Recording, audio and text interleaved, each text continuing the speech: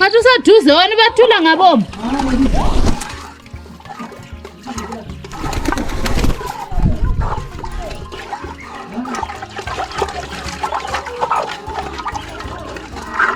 Kana biza wakho usaduze. Wathi uzivalela imbuzi yakho ziyangena isimini yakho.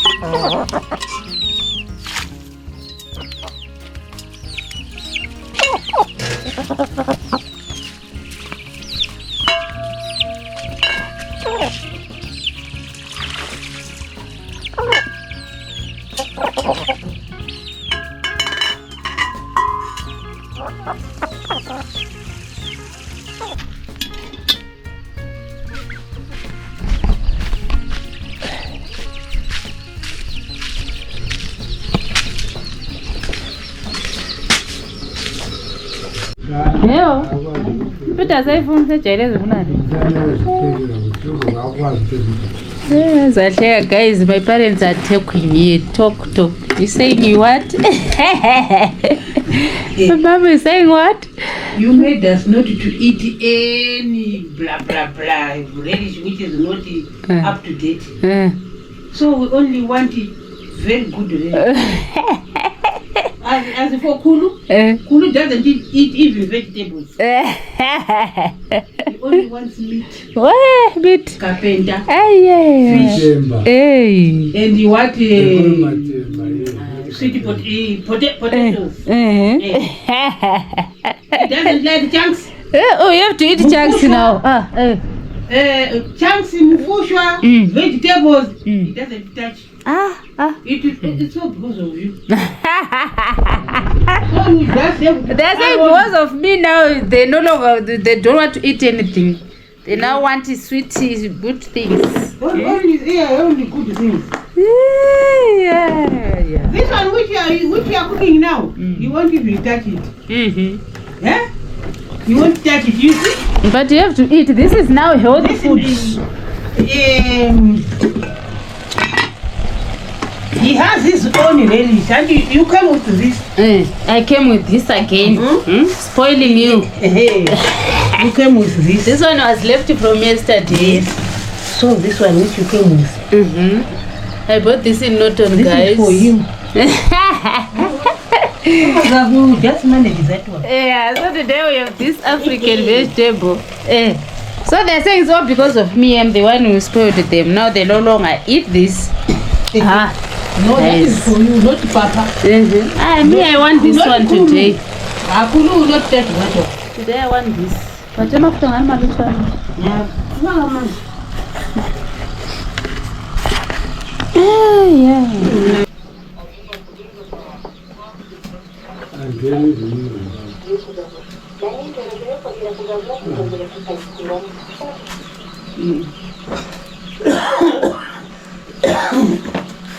Something for you. You can.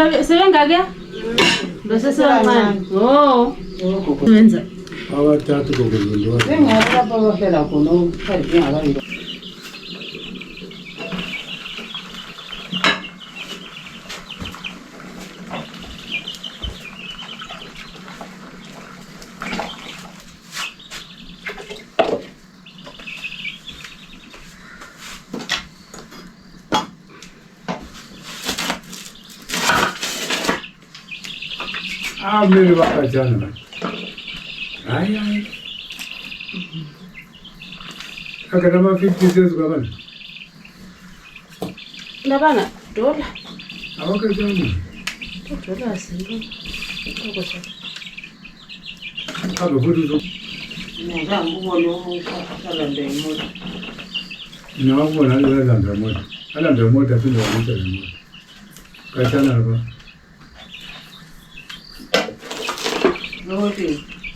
Apa yang zangu le? Ngita off-road. Ndatuma nditi ndizonga nditi. Kadla vana vantu vaiva vaimurwa vabe. Vana tirukunze. Washi.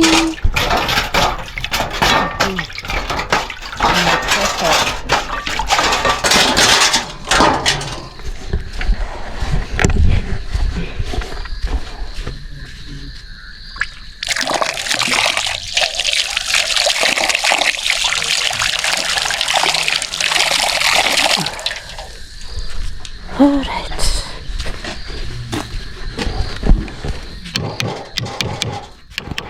Mabwera.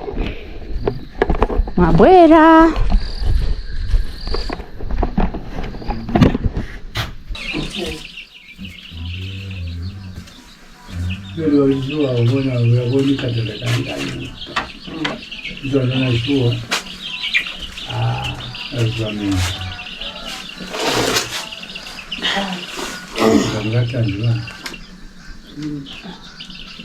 Nizekeka kuma hiyo zile. Tumsan. Ndio sasa zifadhili. Ngisha nga. Tumi. Ahora perdón.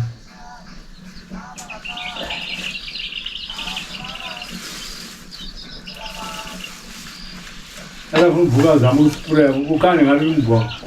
Spray la pala kude line la pa kala ka te line. Ansa fundo la polo te. Ala fundo grande ansa fundo te tsada ta la usa. La bla bla. Manje lolu ukukhula lukakhulu left leyafa. Kula lukakhulu. Kuchile. Ngidangazisa. Sathatha many weeks ukuthi kuthi Ngidangazisa. Akuspray vele kufuna sibunda kula Zulu for sure. Ukuthi mayizuseleka. Kade singani yake ingani yabuya so. ngiyazele thinti.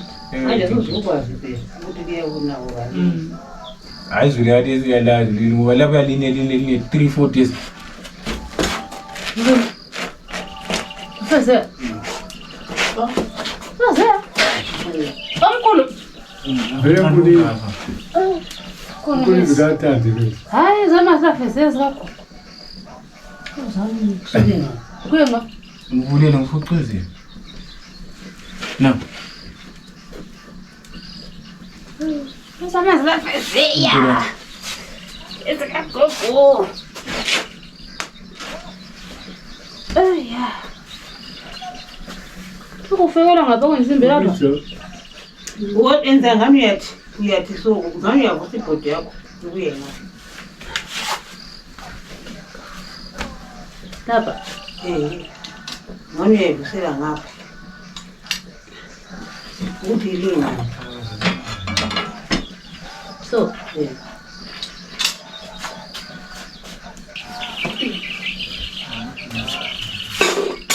Shale nyama nasi. Nyama. Meat. Nyama hii.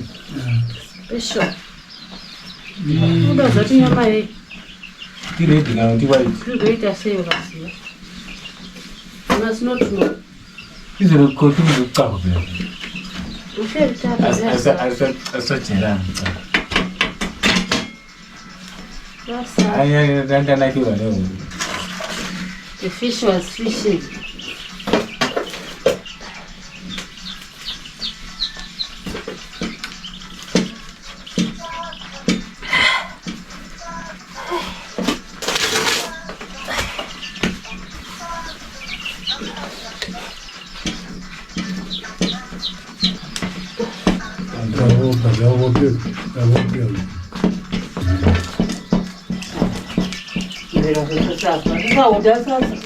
Ucatsha sona.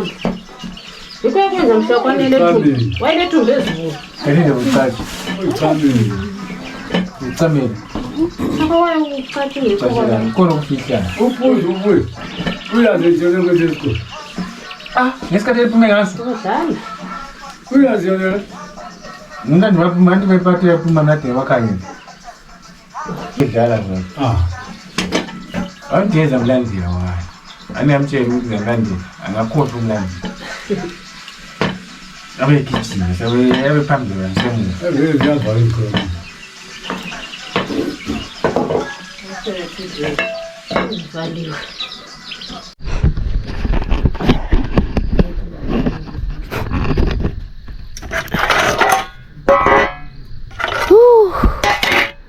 Guys, it's hot.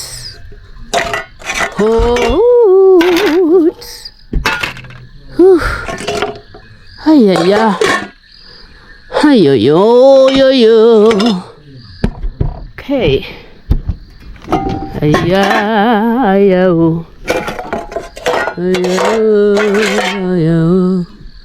This one is Vosari. So which one am I going to use now? Okay.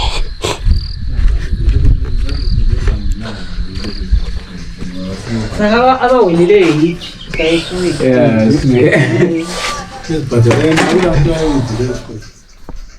Kaba tumsana mukandwana untela manzi okubha. Abanye bebe wina abakwenzayo. Yena wina okwenze ngabazali.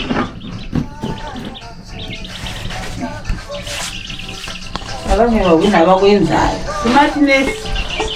Smart abanye kodwa smart babona kade bewina smart. So wena ola discipline lesikolo phela.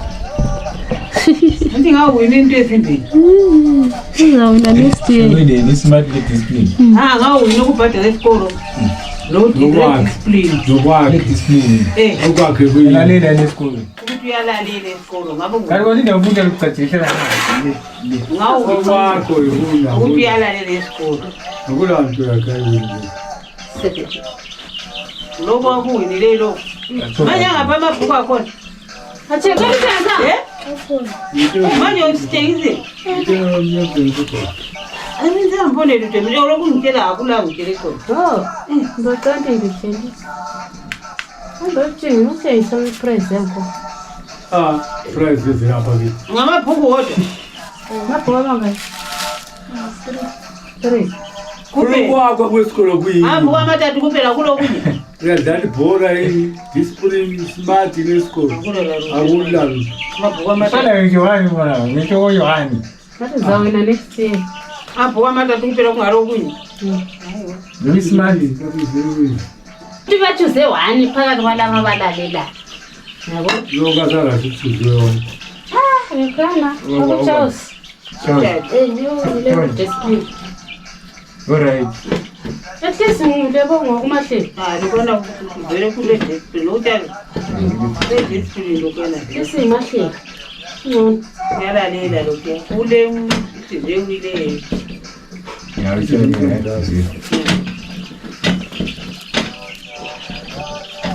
Ngizoba baba khona wayengizwe Ngizongana Sunday. Ngofuzo mama. ubani. Hey!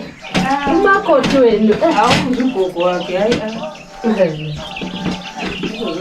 Usaba shongela discipline yesko. Kodwa ngu-perfect one. Usarashwani uyediboy ngenxa yokungezwa. Wayeqiwaya empungweni. Ala ni uyediboy ngenxa yokungezwa ukuthi maybe ungaba ngcono. Wayeqa. Wakwenza isikolo umntana ongezwayo kakhulu bayamfuza. Nguye besokwazi ukukhontrola. Wakomasumati uzasala njengafeyila. Kodwa mina ngangilalela kodwa ngakhuluka uzomelalela. Akuchiyene phela. Abama umfazana kokunika ukuthi uyediboy mawungezwa. But umfana vele mawungezwa akunika ukuthi. wetuwayo makugalucha utonkaza logezwa Urakona kukurete. uzotonkaza logezwa uri njongofeya iko kona wengani wasisura mundu paningama wengumfana Kuya ndio weti. eti what Wewe weti ndio. Oh. Wewe school do school. weazopufeti varani ndio vasesali kuchava ani vanike ngakaya ari kuchava anitawase vabhusazi vachava ndazanyifiye kimi tiche changu tiche vambuswazi akuti abantu avemeyasi navamemeya valokuzeni avasike meyasi vavawini upasa secondary Babe kwa pani.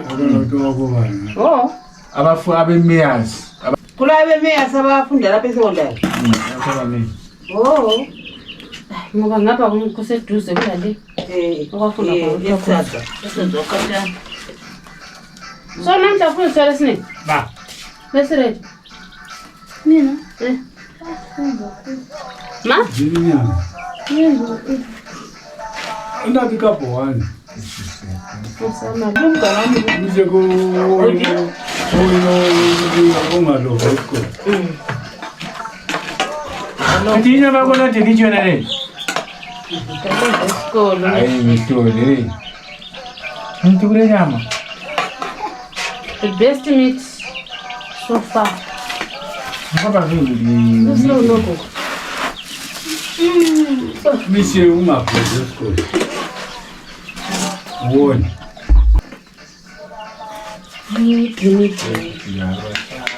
Ulifanya kama dakika ya kimsani.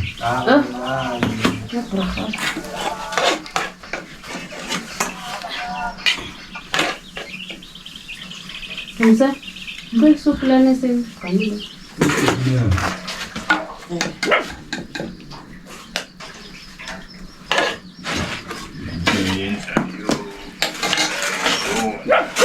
mazoke ya mkandwa Afuni subu. Yo la malma.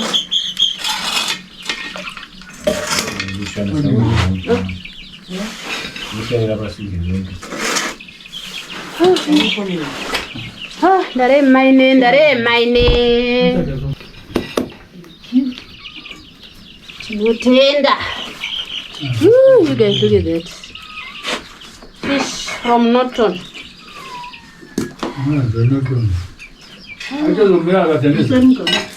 Ezomile angazimbuze ngathatha inamba zakuba balwa ngizambuza.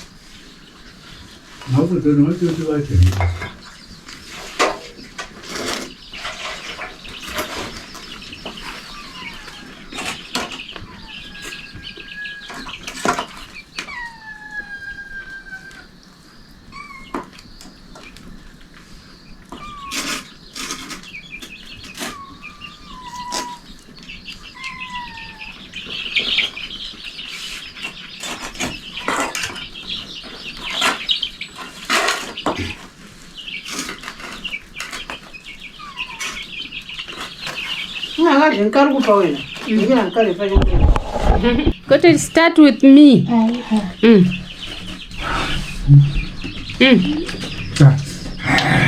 Yeah, Baba. What's lately?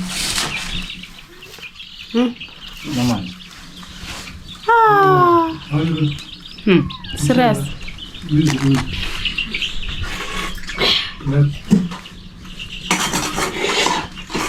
So brave. Hata mimi phone yangu ni chini.